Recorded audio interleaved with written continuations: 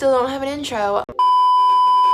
Today we are sitting on my floor. Ignore my hair, it's a rough hair day. Today's gonna be a behind the song video explaining to you how I wrote my newest song, Grieving. And I just wanted it to be a really chill video because it's a sad, emotional, very personal song.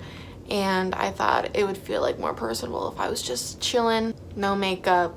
I might cry, wrapped in my comforter. I have my laptop pulled up and I'm gonna answer your guys' questions, share with you the lyrics from my notebook where I wrote the song, the voice memo, pictures from my bullet journal where I originally got the idea from the song. So I'm gonna share all of it with you, and I asked you guys to ask me all your questions about it, even if they're really personal, because for me, when I listen to a song and I feel like I resonate with it, I want to know everything about it. I want to know everything about the artist. Like, I dive into interviews and I just get so fascinated about the stories behind songs. So I thought it would be kind of cool to really break down Grieving and tell you all about it, tell you how I wrote it, tell you the meaning behind it, and yeah. I guess I'll just kind of go through the questions and answer them, and throughout it,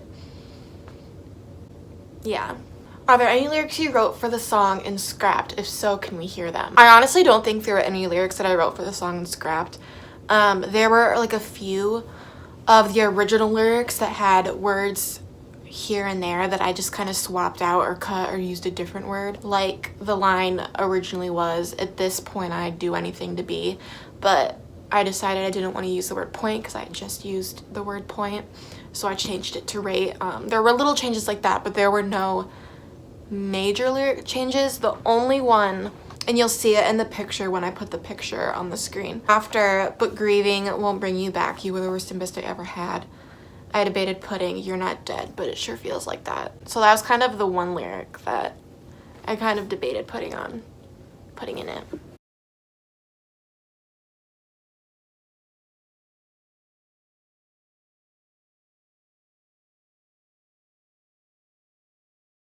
How long did it take you to write Grieving? I don't remember the date it was. You'll be able to tell when I insert the voice memo clip and I play that for you, so you'll be able to see then. You'll be able to see when I started it. Together, not super long. It took longer for me to record it than it did to write it. General question, but what helps you stay motivated on a daily basis to write? I've talked about before, I have really bad anxiety, and for me, writing is just a way for me to filter all of my thoughts. Even if I'm not writing a song, every day I write something, whether it's like one lyric, a poem, like a thought in my notes app. I have to write something, because if I don't, everything kind of just gets so overwhelmed in my brain, and I need to be able to break it down. That's kind of my motivation to keep writing, because it's my coping mechanism. How did you come up with the idea of Grieving? So I actually got the idea for Grieving in one of my therapy sessions. I was telling my therapist about how I was feeling about everything. She was like, you know, you can grieve the loss of someone that's still alive. And when she told me that, I wrote it down in my journal, and I was just like speechless and kind of like mind fucked and just confused, because I didn't understand how you could grieve the loss of somebody that's still alive, because you so often hear grieving referred to when somebody dies or passes away. I had never heard it referred to when grieving the loss of somebody that's still alive. And so when she said that to me, I thought it was so interesting, because everything I had been feeling made so much sense when she told me that I was grieving somebody. That was kind of how I got the idea for it. And so the song kind of turned into me trying to figure out how to grieve and not understanding how you can grieve somebody that's still alive, and not knowing how to grieve because it was a loss that I never expected to happen. Do you have any notes / voice memos from when you were writing that you can share? Yes. So I guess I'll just show you those now. I'm so numb I can't feel anything at all. Wanna kick myself for letting myself call. After 6 long months, I had to hear your voice. At a breaking point. At this point, I'd do anything to be half of who I was before you left me. I could feel myself so close to being whole. And now I'm just an empty, broken bottle. And I don't wanna miss you. I tell myself it's easier to just stay mad.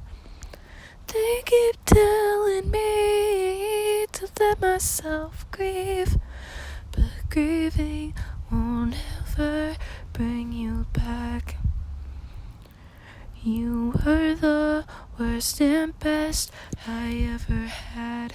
Do you consider this your most personal, honest song of all the songs you released ever? I consider it the second most personal. I have another song about the same situation that is more sad, that I've been holding on to for over a year because I am so scared to release it and I just haven't been ready.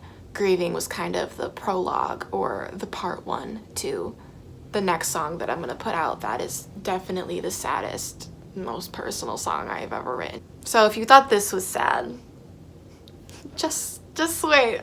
What did you learn about yourself through the process of writing this song? That's a really good question. I think I learned that it's okay to not know how to handle grieving the loss of somebody. Song really, I think, just put into perspective how different grief is for each situation, because you kind of hear of like the grieving process and like the stages of it, and I never realized that it's not like a set stage. You don't go through the first part, then the second part, then the third. Like you can go through the different stages in a different order, all at different times, all at the same time. And I think writing that song kind of taught me that it's okay to not know how I feel about the situation, and it's okay to grieve the loss of somebody that's still alive, because for a lot of time I felt guilt about grieving the loss.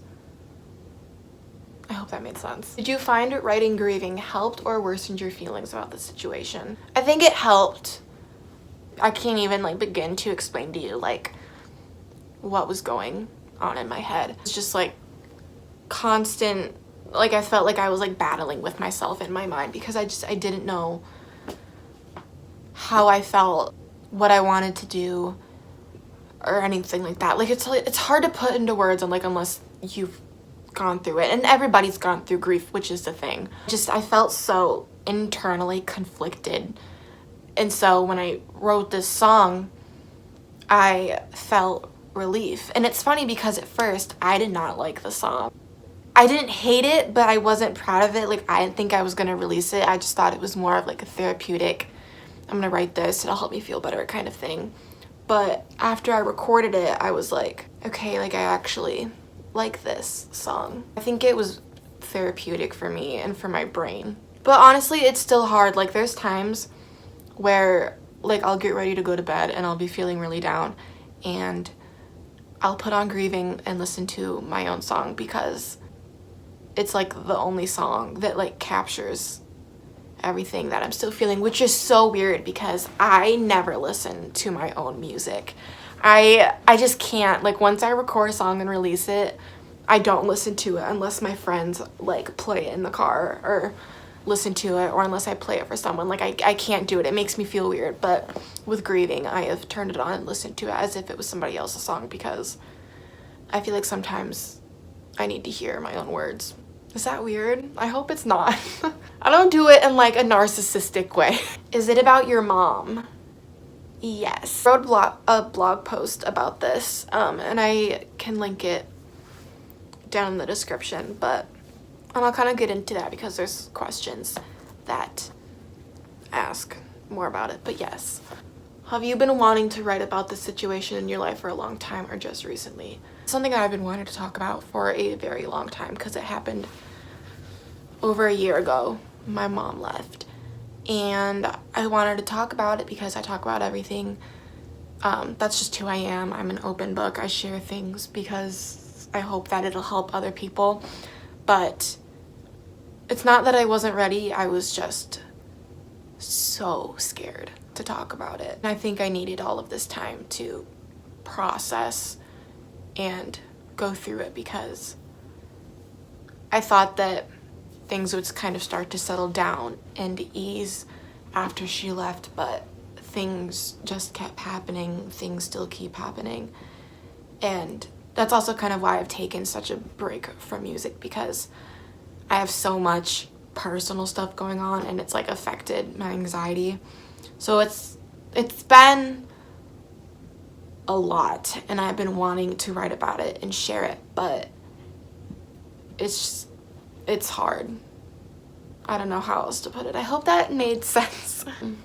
Did the concept just come to you or did it take some thinking? Concept honestly goes to my therapist, and I told her, I played the song for her and told her when I wrote it. And she said that she cried. Yeah, so honestly, it kind of goes to my therapist. What was the hardest part about recording the song? Being satisfied with my vocals, because when I wrote the first verse and the chorus in my head. I wrote the lyrics down on paper, but I wrote the melody down in my head, and the first verse and chorus just kind of flowed out, and you'll hear that in the voice memo. And after I wrote it, I was like trying to figure out the guitar chords, and I realized that I wrote the chorus in my head voice. And if you know me, you know that I hate singing in my head voice because I think that I sound like shit. The hardest part for me was feeling confident in singing in my head voice. Yeah, I hated it. I hate singing in my head voice. I did so many vocal takes. In the first kind of demo, I sang the chorus in my chest voice and I just tried to belt it, and I hated it listening back. I was up to like 2 a.m. multiple nights just like redoing the vocals like over and over and over until I felt like they were good enough. But I did also want them to not sound forced. I wanted them to sound like raw and real. And then getting the bridge vocal take took me a long time because that's kind of like a belting thing. I kept trying not to cry in the bridge, so it was hard to sing the bridge without crying and without my voice cracking because I hadn't sang in a long time. What was the main inspiration? Kind of two. It was what my therapist said about grieving, and then about losing my mom. The song's just about losing someone so important to you and not knowing how to deal with it. What was the first part you wrote? The very first line, actually, was the very first part I wrote. I just kept going. So I started at the first line and went all the way up to the first chorus, and then I think I laid down in bed and was gonna go to sleep, and then I wrote the second verse. Are you ever worried your mom is going to hear it, / has she heard it? Yeah, I was real worried. I didn't think she would hear it as fast as she did because I have her blocked on everything, but she heard it pretty fast. And oddly enough, I was on my way to therapy when I found out that she'd heard it. Basically, I listened to the voicemail and she was like crying. She was like, I heard your song, it's beautiful. And I was like, not a question, but thank you for being so real. You're gonna make me cry. How did you get so many Spotify plays so quickly? I honestly think it was being added to Spotify's Life Sucks playlist, which, first of all, Spotify's not watching this, but if for some reason Spotify, you are watching, thank you so much. If you guys don't know, they put Grieving on their Life Sucks playlist, which is so fitting. It has almost 140,000 streams and it's been just over a month, and I've never had a song do that, and I could cry thinking about it. It goes to Spotify in that playlist, and then also it has been on Discover Weekly and Release Radar, which are other Spotify playlists, and those are personalized ones. And then the Life Sucks is an editorial playlist, and it has like 1.7 million followers, so that's where it's getting the most streams. Who was the first person you played it for, and what was their reaction? I think I sent the lyrics to one of my best friends, Hannah, first. And then I also sent it to my friend Steph, and Steph was also the person that told me I should redo the vocals. And thank God she told me that, because if I had released the first version, I sent it to my friend Mason. I sent it to Teresa too. And then once I realized it was something that I wanted to release on Apple Music and Spotify and stuff, I wanted to get Teresa's approval. I wanted to get my dad's approval. I played it for my brother, and I played it for my older sister. Knowing that they loved it made me feel a lot better about releasing it. What line of the song are you most proud of? It's either I want to burn the letters that you send, but they're the only thing of you that I have left, so I tuck them away inside some dresser drawer to save and read when I'm not hurting anymore. Bridge is probably my other favorite. How do you grieve the loss of somebody who isn't even dead? Can't even begin to explain the ways that it's messed with my head. If you're new here, hi, I'm Liz. I burp a lot. Who took your really cool cover photo for the single? Her name's Sarah. Sarah_Pierce_13. She's my best friend. She's been my best friend for over a decade. I texted her and I was like, I have this song and it's really sad and I need to shoot the cover art in a graveyard. And I knew she was the only person that would wander into the graveyard with me and listen to my weird ideas. Did the melody change a lot throughout the process? The verse melodies did not change. The chorus melody did change, because when I wrote it, you hear it in the voice memo, the chorus was, and I don't wanna miss you. In the eyes, I cannot sing like that. I do not like how I sound. So when I was ready to record the vocals, it got to the chorus and I had my headphones on and I was like, wow, you sound like shit.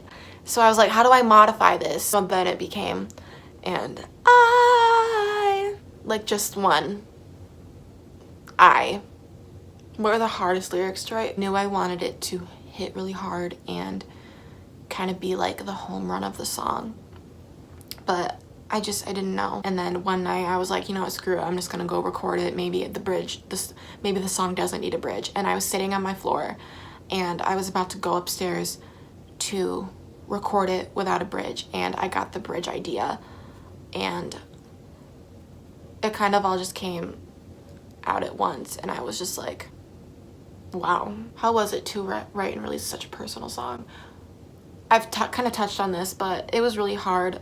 Even though it was such a hard song to release, for me, feedback that I've gotten from it is worth it, because I've gotten so many messages from you guys and like on Twitter and Instagram and Tumblr, like telling me how you can relate it to something in your life. Messages that I've gotten because of this song I'm gonna start crying. Means so much to me, because I didn't think that people were gonna be able to relate. Hear people say that they could never find a song that like captured what they were feeling, and then they heard Grieving and it fit everything perfectly. And it just makes me really happy. And while it makes me sad, because I hate that people can relate to it because it's such a shitty thing, I feel really lucky that people trust me to share like their stories with me and reach out to me and tell me that my song was there for them, or like comforted them or helped them. If you reached out to me about Grieving, thank you so much, because you've turned this song that like hurt like hell into something that has given me a happy thing to look back on. So thank you. Who did the cover? So Sarah took the cover art and then I edited it. We took it on my iPhone 8 Plus. Did you have any co-writers for Grieving? No, it was just me. What made you decide to release a song? I know that it had to be hard. I wanted to start sharing my life this last year, which has heavily been impacted by my mom leaving, and I felt like I needed to start somewhere. And so I thought, okay, if you release this can kind of be like the intro, the prologue to everything else that I've been working on. So yeah, those are all the questions. I hope you guys enjoyed this video. Thank you for everything, for streaming it, for buying it, sharing it with your friends, for sharing your stories with me, your messages, your tweets, everything. I cannot put into words how much it means to me. I feel like I've never had a song do as well as Grieving has, streams wise. And I know streams aren't everything, but the amount of people that this song has reached means a lot to me, because if it was going to be any song, I'm really glad it was this, because I think it's a really important message. If you haven't heard Grieving, I'll put all the links down below. Thank you guys so much for watching, and I will see you in my next video.